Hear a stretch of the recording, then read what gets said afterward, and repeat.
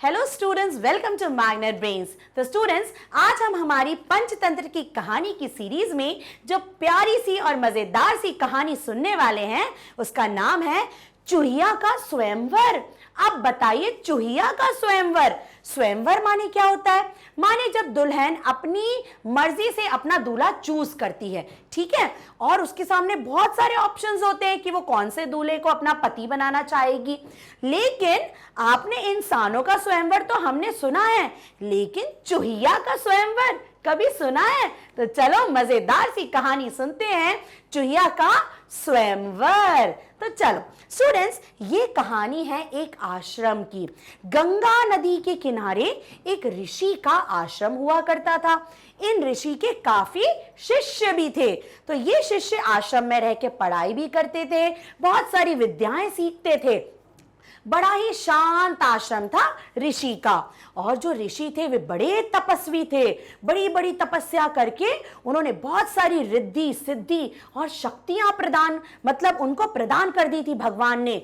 बड़े शक्तिशाली तपस्वी थे।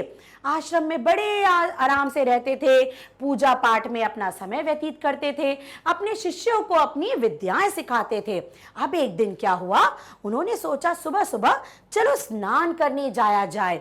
वो गंगा नदी के किनारे स्नान करके पूजा करने के लिए बैठ गए।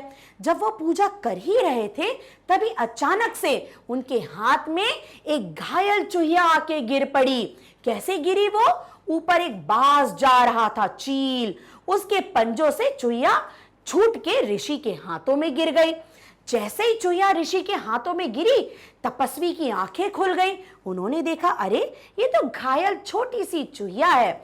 चूहिया को देखकर उन्हें बड़ा तरस आया, क्योंकि चूहिया चू चू चू चू चू चू कर रही थी। फिर क्या हुआ? तपस्वी ने बोला, तुम कौन हो? तो चूहिया ने बोला, ऋषि जी, मैं एक छोटी सी नन्ही सी चूहिया हूं। तो ऋषि ने बोला, अच्छा। ऋषि को वो चूहिया बड़ी प्यारी लगी। ऋषि ने अपनी शक्तियों से उस चूहिया को एक सुंदर सी कन्या में बदल दिया, क्योंकि तपस्वी बड़े शक्तिशाली थे, बड़ी शक्तियां थी उनके पास। तो उन्होंने उस चूहिया को एक लड़की बना दिया। फिर उन्होंने क्या किया, उस लड़की को लेके वो अपने आश्रम में आ गए। और ऋषि के कोई भी बच्चे नहीं थे, तो उन्होंने अपनी पत्नी से बोला, सुनो, आज से ये हमारी बच्ची है, इसे ही हम पालेंगे, इसे बड़ा करेंगे। फिर क्या था, वो चूहिया जो लड़की बन गई थी वो ऋषि के आश्रम में रहती, बड़े अच्छे से ऋषि उसको बहुत सारी चीजें सिखाते, वो उसको बड़ा गुणवान बना दिया ऋषि और ऋषि की पत्नी ने। फिर क्या हुआ, समय बीतता गया, कन्या बड़ी होने लगी। और जब कन्या बड़ी हो गई तो ऋषि ने अपनी पत्नी से बोला, अरे भाग्यवान, हमारी कन्या तो बड़ी हो गई है, चलो इसके लिए एक उचित वर ढूंढकर इसकी शादी करवा देते हैं। तो पत्नी ने बोला, हाँ, हमारी कन्या तो बड़ी सुशील है, बड़ी सुंदर है, इसके लिए तो हम सबसे शक्तिशाली वर ढूंढेंगे। ऋषि ने बोला, बिल्कुल। फिर ऋषि ने अपनी कन्या से बोला, सुनो सुनो बेटा, जो वर तुम्हें पसंद होगा उसी से हम तुम्हारी शादी कराएंगे, हम तुम्हारा स्वयंवर कराएंगे। फिर क्या हुआ, ऋषि ने सूरज देवता को बुलाया, क्योंकि ऋषि को लगा इस पूरी दुनिया में सबसे शक्तिशाली तो सूर्य देव ही हैं, क्योंकि सूर्य देव अगर अपनी रोशनी ना फैलाएं तो दिन ही नहीं उगेगा। फिर सूर्य देव को बुलाया गया। ऋषि ने बोला, सूर्य देवता, आप मेरी कन्या से विवाह कर लीजिए। कन्या को बोला, बेटा, क्या तुम सूर्य देवता से शादी करोगी? कन्या ने बोला, नहीं नहीं पिताजी, मैं सूर्य देवता से शादी नहीं कर सकती, क्योंकि अगर मैं सूर्य देवता से शादी करूंगी तो मैं तो जल जाऊंगी। मैं तो जैसे ही उनके पास जाऊंगी उनके तेज से मैं जलने लगूंगी, तो मैं इनसे शादी नहीं कर सकती। ऋषि ने बोला, ठीक है। फिर ऋषि ने सूर्य देवता से पूछा, सूर्यदेव, आप ही बताइए कि आपसे ज्यादा शक्तिशाली इस पूरी दुनिया में कौन है? तो सूर्यदेव ने बोला, ऋषिवर, मुझसे ज्यादा शक्तिशाली तो काले बादल हैं, क्योंकि जब आसमान में काले काले बादल आते हैं तो मेरा तेज भी कम हो जाता है। तो मुझसे शक्तिशाली तो काले बादल हैं। काले बादलों को बुलाया गया। फिर कन्या से पूछा ऋषि ने, कन्या, क्या तुम इनसे शादी करोगी? कन्या ने बोला, नहीं पिताजी, मैं काले बादल से शादी नहीं करूंगी, मुझे तो डर लगता है कि कितने काले काले हैं। ऋषि ने बोला, ठीक है ठीक है।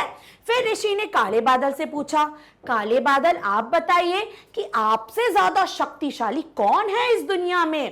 काले बादल ने बोला, मुझसे ज्यादा शक्तिशाली तो पवन देव हैं, क्योंकि पवन देव की जब हवा चलती है तो मैं भी गायब हो जाता हूं। तो ऋषि ने फिर अपनी कन्या से पूछा, बेटा क्या तुम पवन देव से शादी करोगी। कन्या ने बोला, नहीं पिताजी, मैं इनसे भी शादी नहीं करना चाहती, क्योंकि ये इतने तेज हैं, क्योंकि मैं तो अगर इनके पास जाऊंगी तो मैं तो उड़ ही जाऊंगी। तो पिताजी ने बोला, ठीक है बेटा। फिर पवन देव से पूछा गया, बताइए पवन देव, आपसे ज्यादा शक्तिशाली कौन है इस दुनिया में। पवन देव ने बोला, मुझसे ज्यादा शक्तिशाली तो पहाड़ है, सबसे ऊंचा पहाड़, क्योंकि मैं जब पहाड़ से टकराता हूं तो मेरी तेज माने मेरी हवा भी कम हो जाती है, तो मुझसे ज्यादा शक्तिशाली तो पहाड़ है। फिर पहाड़ों को बुलाया गया। फिर ऋषि ने पूछा, पहाड़ देवता, क्या आप मेरी कन्या से शादी करेंगे।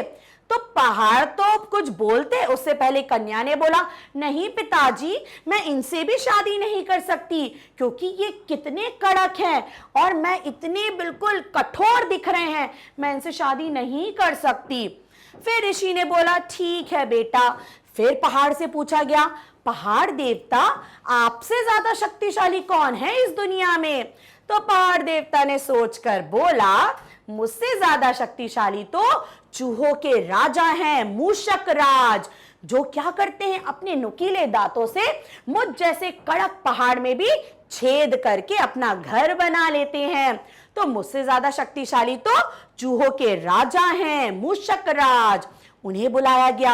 जैसे ही वो आए तो कन्या उन्हें देखकर खुश हो गई और उसने अपने पिताजी से बोला, पिताजी, मैं इनसे ही शादी करना चाहती हूं, आप मेरी इनसे शादी करा दीजिए। अब मूषक राज जाते वो भी तैयार हो गए। फिर पिताजी ने बोला, अरे तुम तो इंसान हो, कन्या हो। फिर पिताजी को याद आया, अरे ये तो चूहिया ही थी, मैंने इसको सुंदर कन्या बनाया।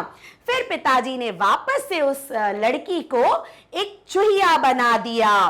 फिर क्या था, लड़की भी चूहिया बन गई और पिताजी ने, तपस्वी ने, दोनों की शादी करवा दी।